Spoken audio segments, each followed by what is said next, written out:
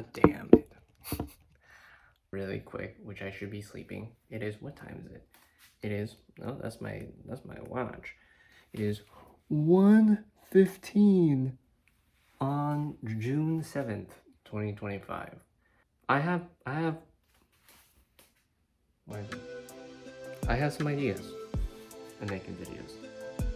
I feel like the one thing I've also not been making videos is because I've been having a lot of self-doubt in myself to do things. Exhibit A. Clothes. Which I need to fold right now. But then it's like, oh, I have this epiphany, I need to record it right now so I can look back at it and be like, what the?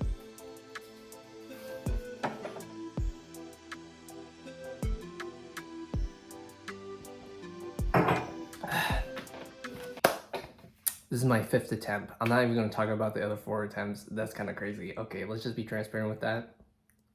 5th attempt. Time, 3:03. This is the inspiration, the tug in me, where verbally they were losing it or going to a spiral of a tangent about not being overwhelmed when making a YouTube video, which I will say right now, if you are overwhelmed to make a YouTube video and concerned about anything that happens afterwards, whether it becomes a comment or whatnot, do not fret. It is a YouTube video. It is your opinion. You can apologize after the fact. You instillfully wanted to make the video because you were passionate about it, right? And people are people online, but also an extra version of themselves online than in person, depending on the person, which you don't know the person, and quite frankly, you can be friends with the person if that's cool, or maybe you can ignore the person, that's also cool. But in summary, do not be overwhelmed when you are actually doing any form of social media, outlet of posting or writing your own thoughts, because that's your freedom. Your freedom to want to share with the world what you like, or what you're going to content farm, or what you're going to regret as a digital footprint. Yes, understand your digital footprint as well before you make any form of content online in general. That should just be prefaced. And also, with that in mind, I'm gonna do like a little brief summary of like your digital footprint that you have to keep in mind, which is sensitive information, anything in the background that's like too much of your own identity, whether if it's like, you know, like your money cards or your address or your blood type. Yeah, or if you're any criminal activity. You know, my criminal activity is needing to fold this laundry. So now that you got all that set, you also need to recognize that when you want to make a YouTube video, what are the tools necessary to make a YouTube video? I did not specifically think about this right now, but it's like the camera that you use. I'm using my iPhone right now. 2, your editing software. What is your editing software going to be?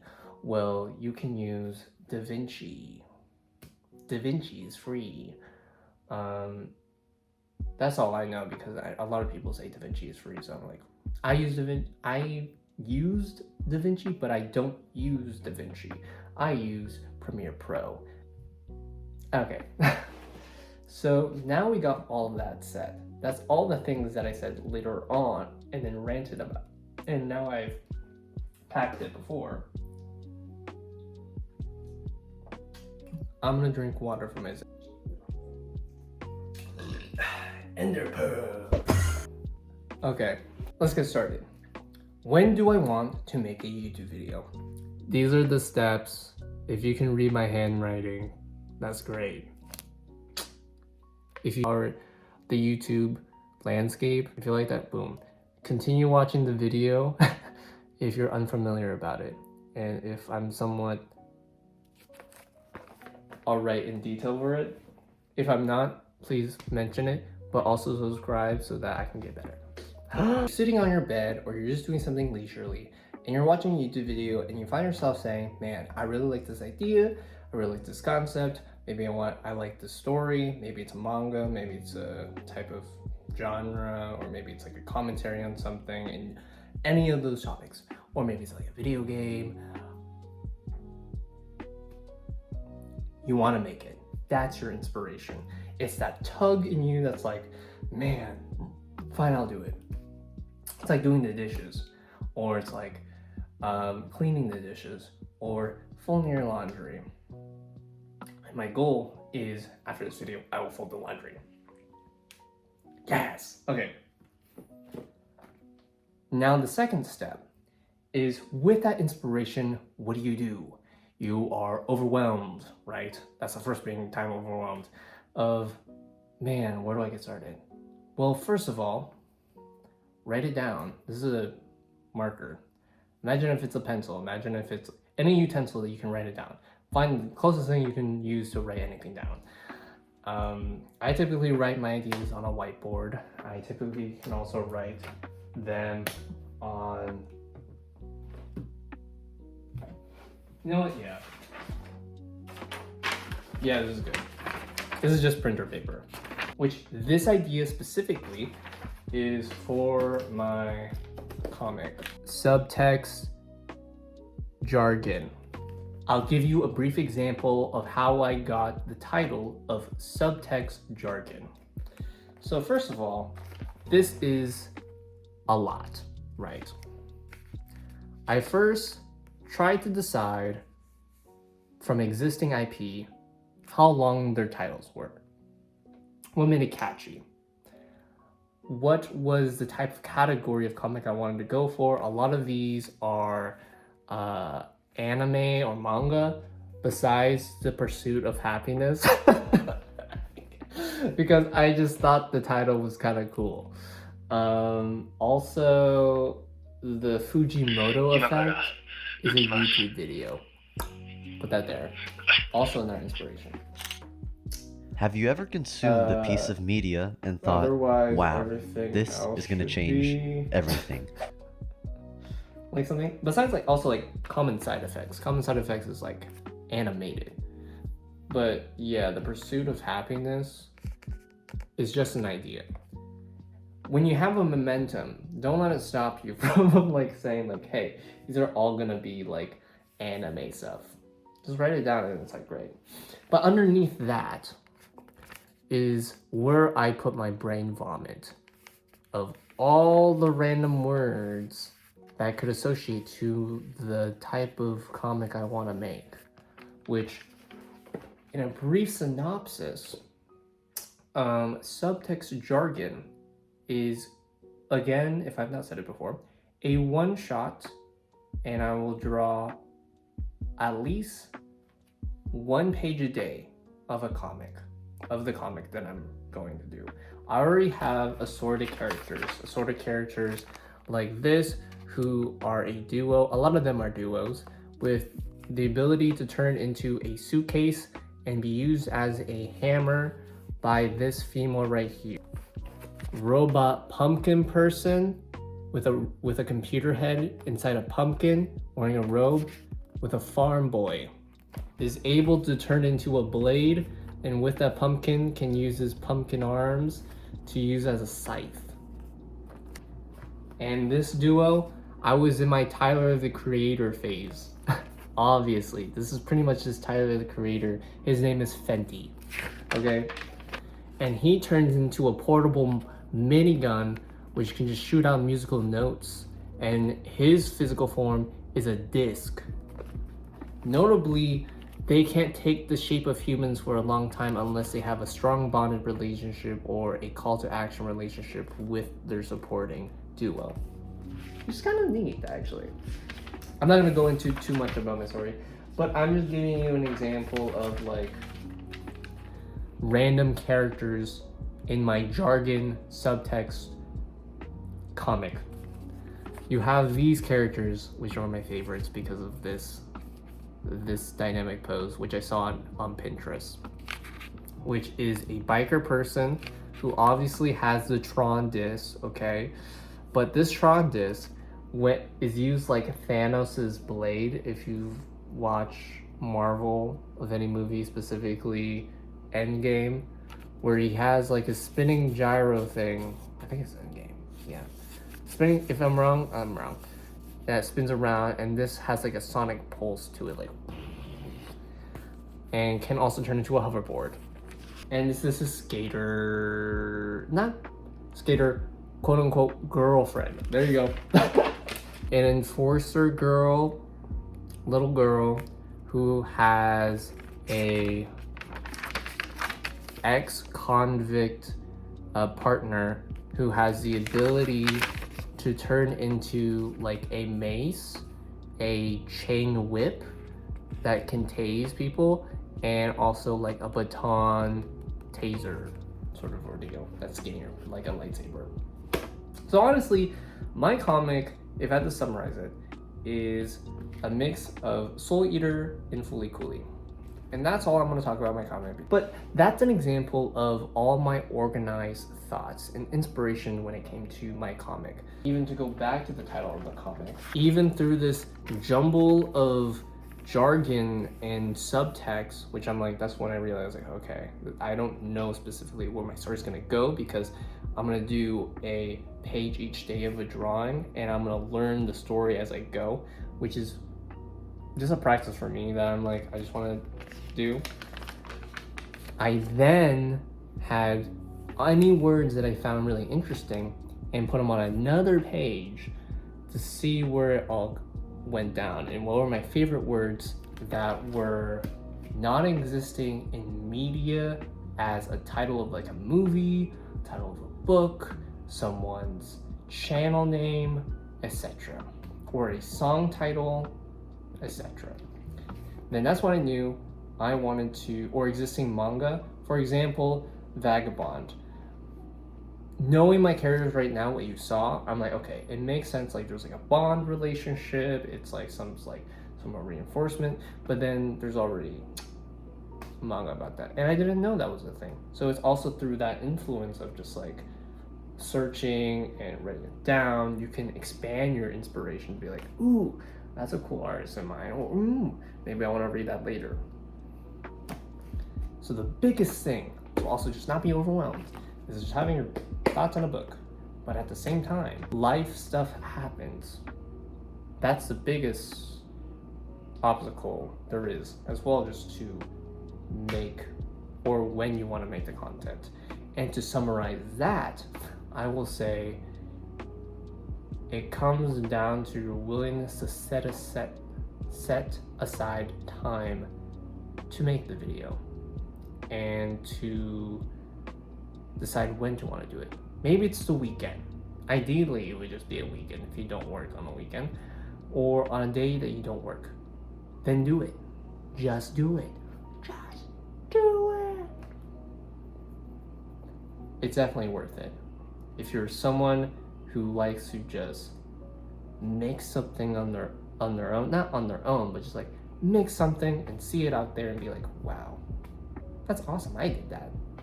Whether if it is good or not, or whether if it's not seen there now, it's like, I can't wait to make another thing, or like, oh, it was terrible, let me do it better, I can do it better. Then you don't change it, you just make a new video. Better iteration. You become your own AI. I get it. Learn. Okay. Number 3. Editing. Like I mentioned before in the beginning, you should have some form of editing software. Maybe it is preferred to have that. If you want to raw doc it again, mind you, when it comes to like YouTube and the growth of YouTube, it is people's attention spans that you're trying to hold. Especially me right now, trying to grasp your attention through this video. So mind you, even if I do splice and editing, I'm doing it in the fairness for your sake, so you don't have to hear me rant. If you want to hear me rant more, you can watch my also other videos that I've posted. Maybe those other videos aren't interested in you and you found this video interesting. Well, boy, you can wait for new videos if you hit the subscribe button down below and leave a like and comment what type of videos you want me to make. Maybe it's like, this is my final video. No, I will not stop. The next video after this will be my VO3 video. And I want to break down the process and how I actually tried to do any attempts of like artistry behind it and my feelings for it, and just the general expectations from an artist's point of view when using VO3. That was my whole purpose of using that. So wait for that video when that comes out. Anyhow, editing, that's a big thing. That's a big skill.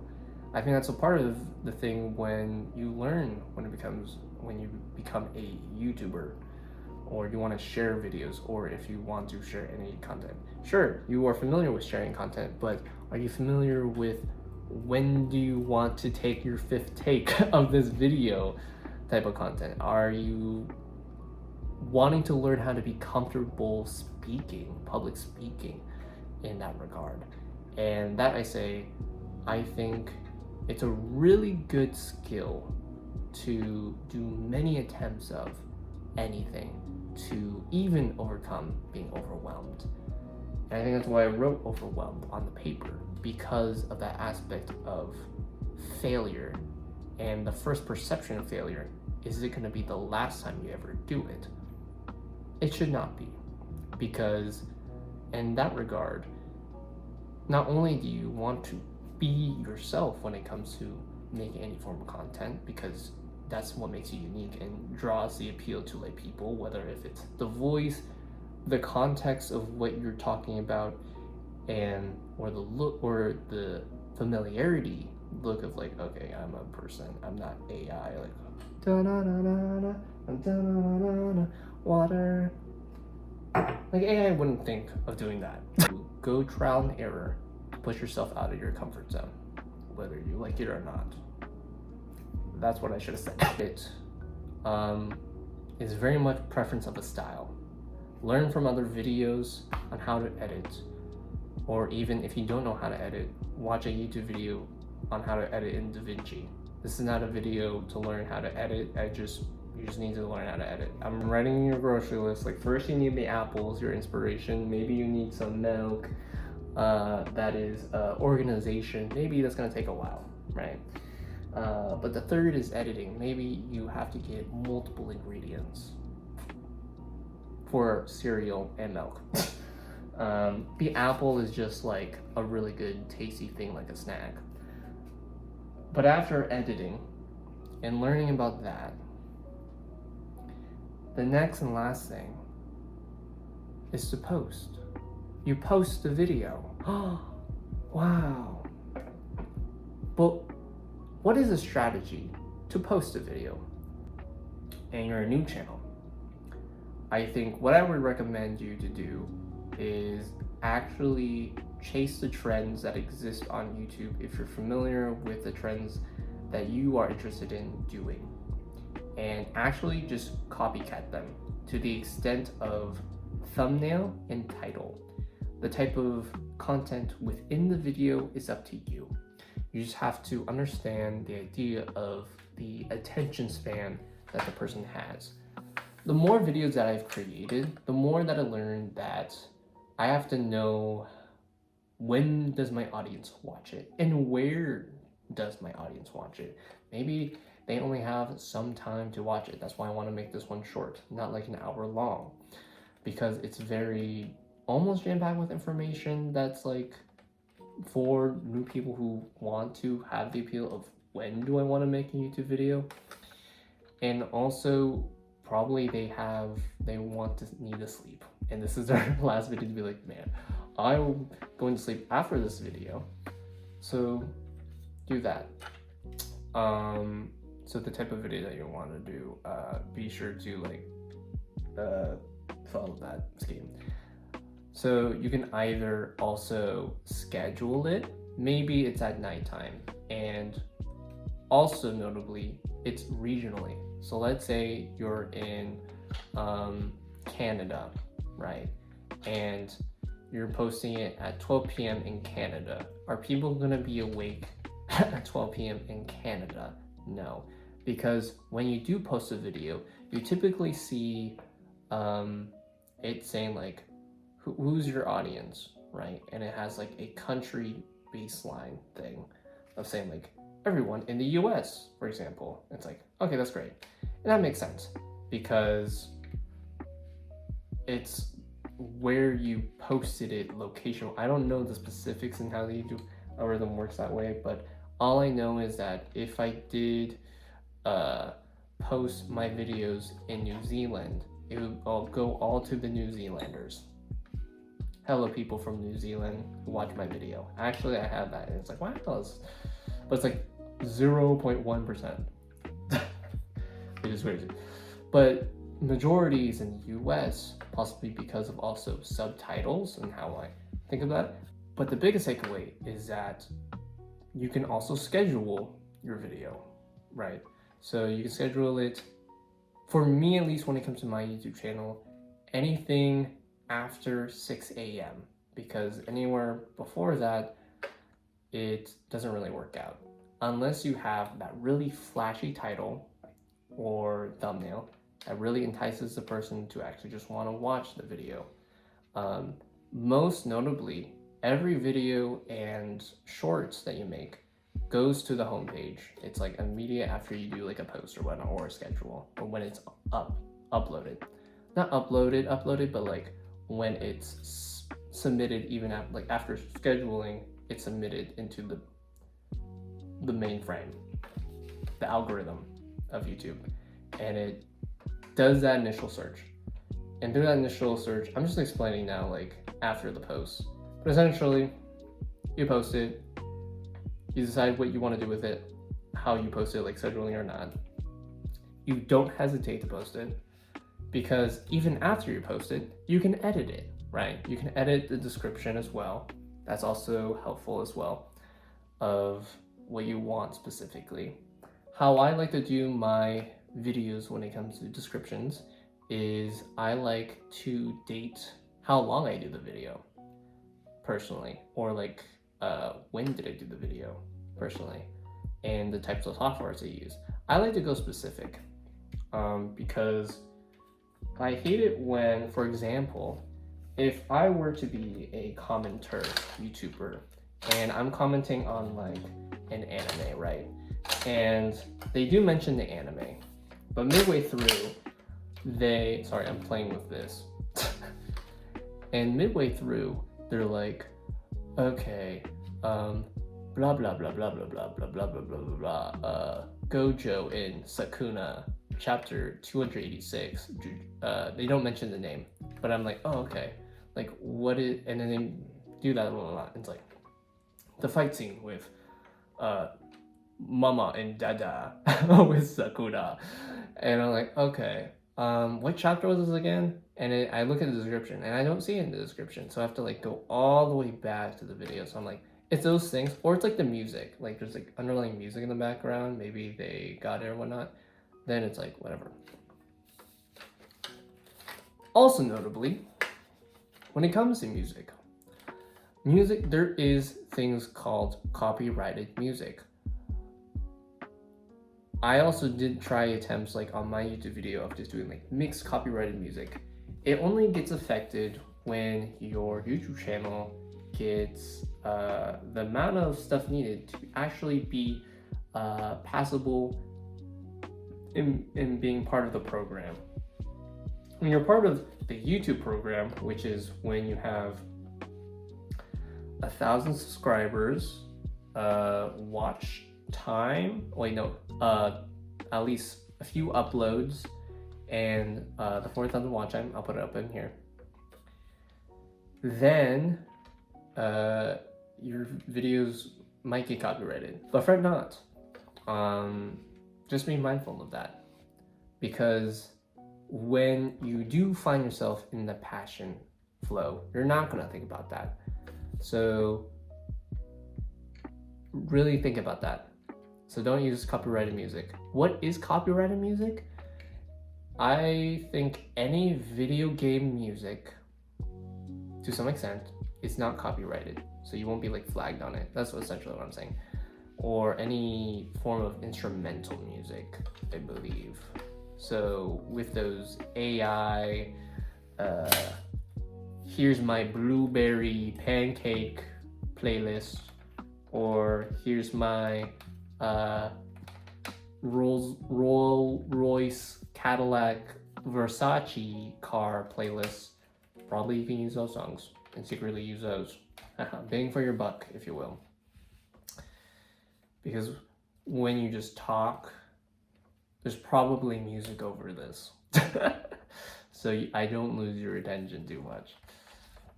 That's how the game I have to play. Overall, with that game that I play, I posted my video. And I secretly look over the video, and maybe it doesn't pop off the day when it's posted. Typically, what I find is that a YouTube video, on my channel at least, actually shows an increase in views for the first 2 to 3 days. And then the 4th, 5th, 6th day is when it usually takes off or not. To recap, the biggest thing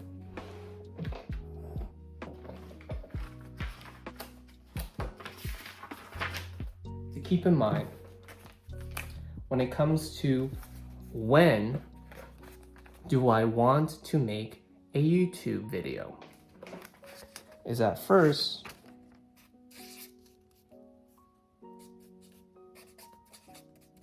inspiration, and then second, organize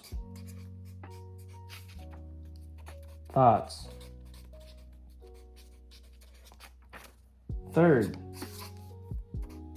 edit video, and make sure that your video is like well-rounded, because on my phone, how I have to transfer my video is typically it has to be under an hour. So that's also a good note in mind, because if I try to transfer it, then I have to wait long, even with editing. So I have to think about that. I'm sorry that these tidbits are also random. I'm just doing this off the fly because I am that passionate about just wanting to talk about this. So it's 3:34 a.m. Okay, then 4, you post the video. Post video. And I think the only time you also have to keep in mind in between this is that when you edit the video, keep double checking and watch the video yourself. The best thing when it comes to when you edit the video is not just putting it together, is that when you do finish it. Personally, I don't watch my videos so frequently, but when I do, I want to be able to say like, wow, that was not like cringe, but it's like, wow, I like that video. That video was worth it. Yeah, that was good.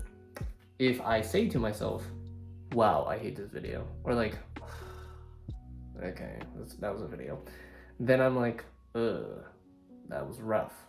Comment down below the next video idea I should do. I do have other video ideas, and I will tell them to you right now. This is idea 1. Go outside, then be an artist. It's about the extension of the type of media that you are consuming, whether if it's the genre / style of media or the inherent internet connection of media. The draw between you sitting in bed watching and brain rotting versus you expressing yourself through the medias and norms through life by being inspired. It's an initial question of like, where do you find inspiration? The biggest answer right now, without even making that video, is to go outside and explore the world and document it. Then when you document it, you don't have to record it initially. Just experiencing it alone derives that inspiration for you to want to make it. The editing, which is Da Vinci. Then you post the video on YouTube or any other platform. It doesn't have to even be YouTube. Maybe you are doing it for like a film festival or something, like you put it on Vimeo. Or maybe you want to put it as a portfolio piece for your own stuff. Or maybe it is just a general passion project that you want to do then you do that. I add no substance, but company by building this Lego set. I have Lego sets. It is the Minecraft crafting table set, like this, and then whoosh, is a crafting table. That's an edit I would do. And it's like, okay, that's an inspiration already. Like, I want to do that. Just do it, man. Okay. Then I also have Leonardo da Vinci's flying machine. If you've seen my YouTube video about it, not YouTube video about it, but like a YouTube video that had it, it's right here, this clip. Wow, this clip is fun. Wow, I'm saying it's this part, this area. I have not built this yet, so I want to build it. Maybe it'll just be rants while I talk about it, while I do it. So that's my second idea. My third idea is doing YouTube trend tab, which essentially YouTube Studio has a inspiration tab, and I want to do a video about that because I don't see a lot of YouTubers doing that, and it could be a cool like Danny Gonzalez or Drew Goodman sort of like energy vibe, or Curtis. I don't know. I'm just naming the trio, the holy trio of doing YouTube in that side of like, man, does it actually work, or will it help me like make a video or not? That's three. I think those are all the ideas as of now. My new idea also is sharing my ideas about subtext jargon, which is my comic, and talk about that world building. More organized than anything. And because I saw also this video, ding, and I gotta say, it's pretty right. I am, a little bit of spoilers, an Imagineer. Yeah, I was born on Waxing Crescent, so I think that's the right one. But that's just me.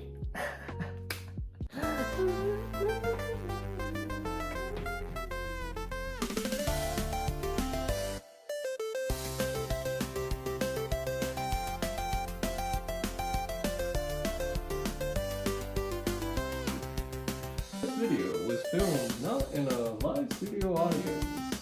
Please be advised that if you thought there was a live studio audience, fret not that when was a live studio audience, he would have been scared out of his mind to make this video possible. Notably, this video is sponsored by him. He has no sponsors. Great. Yeah. Bye. Oh, still here. Let me turn this off for you. Go make content.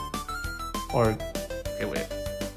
From me to you is that if you were inspired from this video, I dare you to post your first video.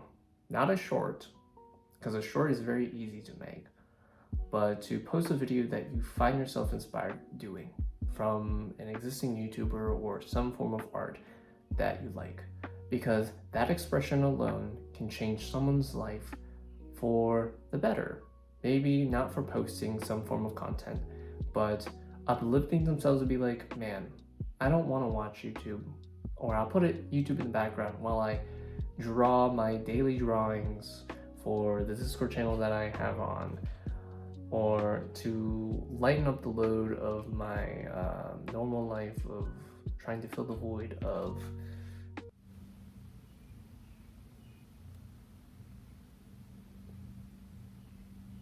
sound. There's birds chirping. I don't know if it can be picked up. But that was my 2 cents. Enjoy my other content of season 2 of That Just Me. And I know I was gonna say, here are the other ideas.